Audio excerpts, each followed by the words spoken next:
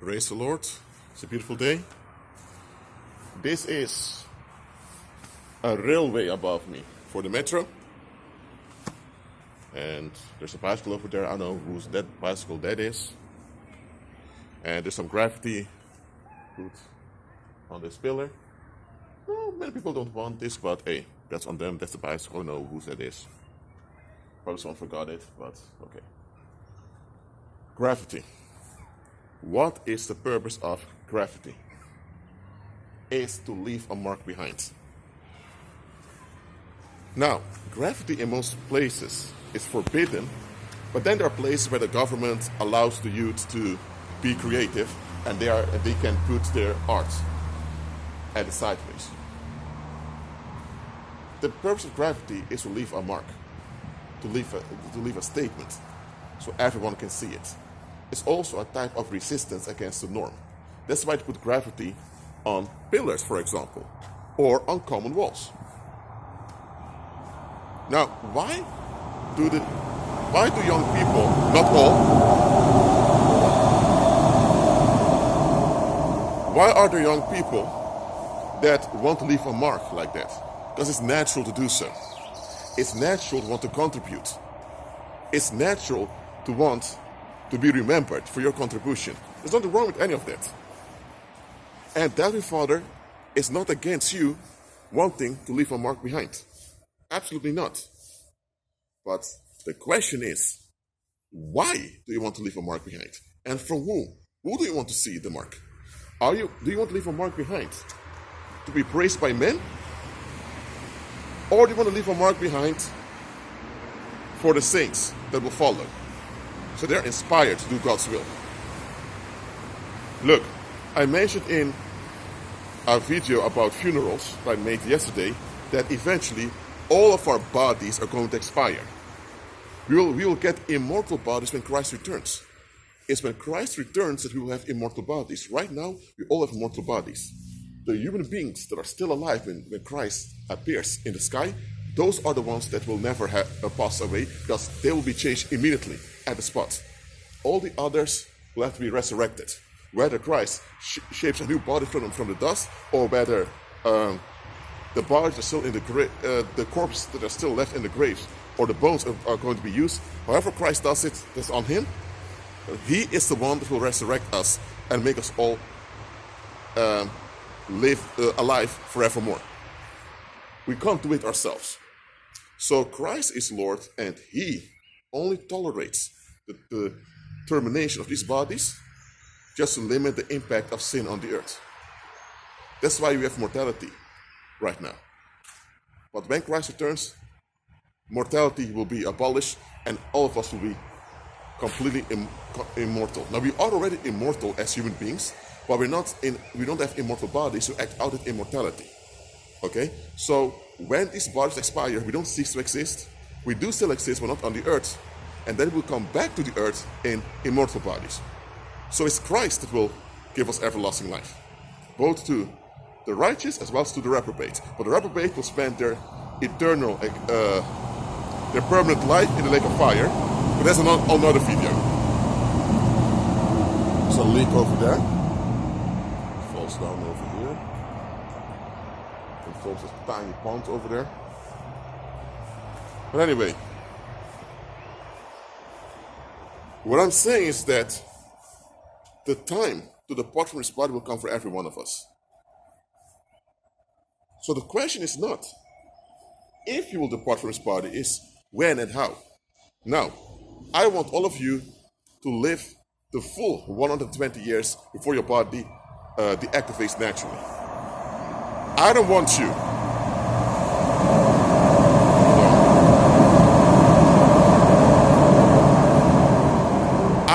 to pass away, go to a decay, also called sickness or disease. I don't want you to pass away, go to violence, whether it's self-directed violence called suicide or violence done by others, homicide. I don't want you to pass away, go to tragedy, also called accidents. I want you to live the full 120 years that God gives us as a maximum in these bodies. That's what I want for you. But just remember, all you do during this lifetime in this body, it will echo in eternity. And there's no way of doing it over. That's why, as saints, we are told to redeem the time. Redeem the time simply means realize that you have a mortal body. You won't be in this body forever.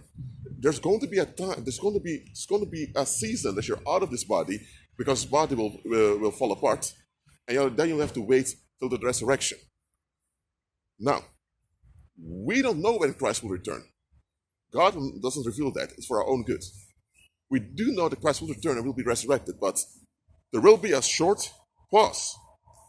Because compared to eternity, it's a very tiny pause between departure from your first body and being resurrected in your immortal body. So we know that we won't be active in these bodies forever. So as long as we're in these bodies, we should make the best of all the days and nights we have. And that's why I'm teaching you how to bend time. Time bending prayers. I'm teaching you all of those things for you to redeem the time. If you can accomplish something in just a matter of weeks that normally takes 40 or 50 years, that's bending a lot of time. That will benefit a lot of people. So, if you can do that through prayers and decrees, you should do it. So, my videos and live streams are not here for entertainment. They are here to invest in you so that you can do the best of you in the here and now. Because listen, you only have the here and now to be active. Look, everything you do, you can only do it today. You can't do it yesterday or before yesterday. It's not possible. You can't do it tomorrow because you have to wait for tomorrow to do it. Everything you do is in the here and now. Every thought you have, every action or inaction, it happens in the here and now. So everything you plan or you dream about in life, it must have the here and now as the focus. But don't you know that there are a lot of people who don't focus on the here and now. They only focus on the future? Let me explain. People, they want to save their retirement because they think right now I'm working full-time 40 hours a week most of the year, but after 20, 30 years I want to retire and then I want to just enjoy life for a few years.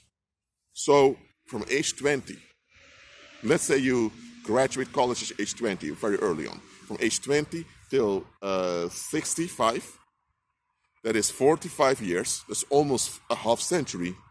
You work, you exhaust yourself physically and mentally for some corporation, and as a reward, you get a pension that is about 5 or 10 years. So at age 75, you have no income anymore. So either family takes care of you or you just die. So for 50 years, you have to toil. And then you only have 5, 6, 7 years to actually relax. So your mindset is focused on the future. Somewhere in the future, I'm going to be at ease. Somewhere in the future, things are going to get better. Now, if you're going through a rough time now, and you know that hard times will not last, that hard times are only temporary, then it should rejoice. The knowledge that better times are coming should motivate you. There's nothing wrong with being motivated by future good times. It's a good thing to be motivated by future good times.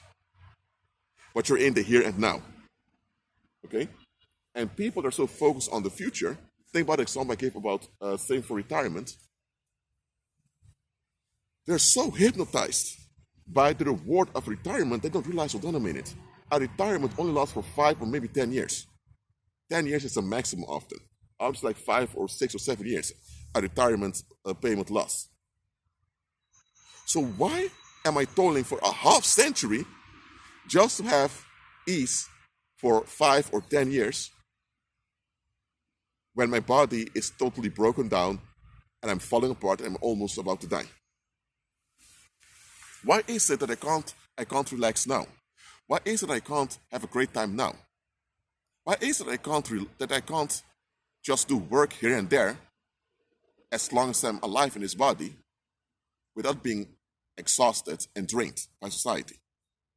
But a lot of folks are so into the acceptance of society that this reward of retirement is presented to them and they don't look beyond thinking, hold on a minute, what if I don't make it till my retirement? What if an accident happens to me at age 40 and I pass away? And I've toiled for almost 2 decades, and what happens? The society can't resurrect me. I'm gone, and people just, within a week, they've hired someone else to do what I was doing, and all the money I saved will go either to my children, if I have any, or it will go to relatives, or it will go into the treasury of the state. But I've toiled for all those years, and where are the rewards? For some people, that happens to them. They're so focused on the retirement, and then suddenly something bad happens, and then they're gone. That's just like Jesus was saying, they were gathering treasures on the earth. Look, you live in the here and now. Whether you eat, drink, sleep, you're sexually active or whatever, you can only do it in the now. Every thought you have is in the now. Okay? So, your focus should be for the here and now. Christ wants you to be active in the here and now. If you're going through a rough time and you know better times are coming, be inspired by it to do better in the here and now, to anticipate the good times are coming. If you know that there may be some bad times here and there, then you anticipate in the here and now in case those bad times come. You're not going to plan ahead because you're not able to do that as a human being, but you are going to anticipate the situation. Then there are people who operate in the past. For example, when they were growing up, they always showed validation to their parents and to older people. They called respect in the world. Even when the parents were wrong and the other adults who treated them like trash, they always gave validation. And now they are the adults, and now they expect the same from children and younger people. And now you have those children or young people that say, hold on a minute. You can't treat me however you want and expect just because you're older you're getting recognition from me. And now they're upset. Now they're offended. Why are they offended? When they were younger and they put up with it because they were threatened by the people around them, they just complied to prevent being punished or harmed. Okay, that was something in the past. They should have processed it.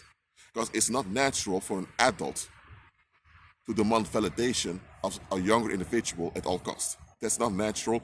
It's pathological. It's even creepy, and in some cases even criminal. But now you have those people who say, hey, I showed respect when I was growing up, and I got a pat on the back for it. So, hey, so I want respect too. And now they're ready to make war against sometimes their own children or the younger people for not receiving validation they crave. These people are living in the past. They're operating in the past. Look, that you were forced to give validation to other people at your expense is a sad thing that happened to you, and it shouldn't have happened. I'm plain about it. So you have to process that it happened and make sure you never end up in a situation again that it can happen again. Hello? So, if that's you, just process it. If you don't process it, you can't move on. But then you have folks that insist on historical cycles. That, hey, I showed respect, so, hey, you owe it to me. Listen, younger people that are younger than you, don't owe you honor without you being honorable. I don't know who needs to hear this. Younger people don't owe you any honor unless you're honorable. And not just younger people, nobody owes you any honor if you're not honorable. Now, basic human decency, because you're a human being, that's something everyone owes you, absolutely. But honor, nobody owes you any honor unless you are honorable. Straight up. But people that operate in the past, they see everything of the present as a reflection of the past. They say, why are those children so disrespectful? Why are those children this and that? They forgot they were children themselves at the time. Everything they do is based on the past. Now, the past can serve as a practical inspiration.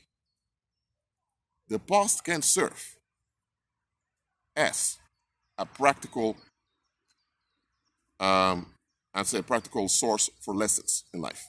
Not everything about the past is wrong. There were good things that happened in the past, practical things we can learn from. Okay? But the past is the past. You ought to be actual and operating in the present. Some of you have parents who keep operating in the past, and they're dragging you in their past. It's not really the past itself, the objective past that happened. It's their past. Now, there's a difference between the past and their past, or the past and someone's past. Okay, that there was a car accident that happened 3 years ago. That's the past. That car accident happened. Plain and simple. But if someone is resentful towards the driver that caused the car accident, that's their past. That's their attachment concerning the past. So it's a personalized past. It's not really the past itself, it's their past. Okay? And some people insist in dragging you in their past. Okay? And that's what you need to understand. You have the past and you have someone's past. Now, the past is something you ought to process. Someone's past is something you need to process and let go of. But here's the thing. In society, if you want to process the real past, you get in trouble with people. Because people want you to invest in their past. And there's one thing you need to understand about the world. The world is operating in historical cycles. That's how the world operates. Demons don't only have the past. Demons don't have anything to offer in the present, and especially not for the future. So the world operates in historical cycles. The borders of the countries we have today are based on historical cycles. The manners that we consider valuable in people are based on historical patterns. Many of the languages we speak and the dialects are based on historical patterns. There's nothing wrong with having languages and having cultural customs. There's nothing wrong with any of that. But the world itself, as a system, operates in historical cycles. Those that studied law know this very well. Or those that study sociology like I did also understand this. So that's why Christ wants us, believers, to be in the world but not of it. We should operate in the present, making the use of every moment that we are alive in these bodies. The world just wants to escape bad consequences, but they don't want long-term solutions. So that's why they're stuck in historical cycles. And to be in harmony with the world, you have to be participating in their past. Because the moment you reject their past because you want to process the real past, you get affliction. Look, you can't just forget the past as if it never happens, if it doesn't matter. The past matters. The present is an outworking of the past. That's true. So if there are things working out today that are bad, examine the past, reflect on it, process it so you know what to do in the here and now. And listen, because the world operates in historical cycles, you can almost predict what's about to happen in the world. Because there's nothing new under the sun, just like Solomon said.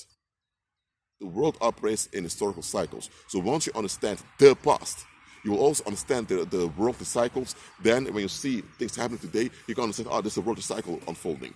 Maybe within a few years there's a civil war. After civil war, there will be a hero again, and then people suddenly have all the resort, and then we'll start over again. So once you have knowledge of how the world operates, that means in historical cycles, you have more ease because you understand better what happens in the present. Look, when you walk by faith, you have the ability to start over and to leave a new legacy behind. Most people on the earth are just working out the past of the world. Most people in the world are just playing out conflicts of the past. Most people out there just playing out and participate in historical conflicts. That's all they do. Now, they live today.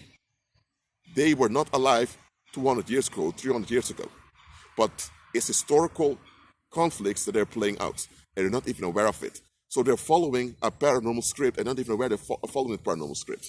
Maybe in the past, there was this rivalry between the Roman Catholics and the Protestants. Now today, many of the descendants of those people involved in those conflicts, they don't identify as neither Protestant nor as Catholic. But in their culture, how they relate to one another, you still see Protestant and Catholic, and I would say Catholic codes of behavior.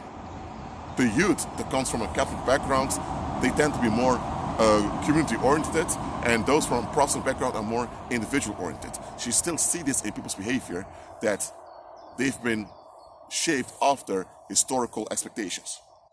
Even though they don't identify as Catholic or as Protestant, their behavior and how they operate and think is still a reflection of that past. And now, because they're still operating in the cycles of Protestantism and Catholicism, because of that, they're still involved in historical conflict between Catholicism and Protestantism. So the young people who are more individual-oriented may begin to resist those that are more collective-oriented. And those that are more collectively oriented may resist those that are more individual oriented.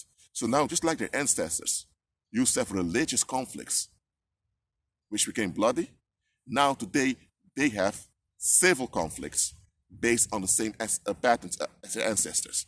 So they are playing out and working out a script of an historical conflict that they were not originally involved in. That happens to most people. So most people aren't even living. They're just playing out a script that was handed over to them by their ancestors. Christ wants you to start over and leave a new legacy for him. A legacy that will last forever. So focus on that. Be at peace.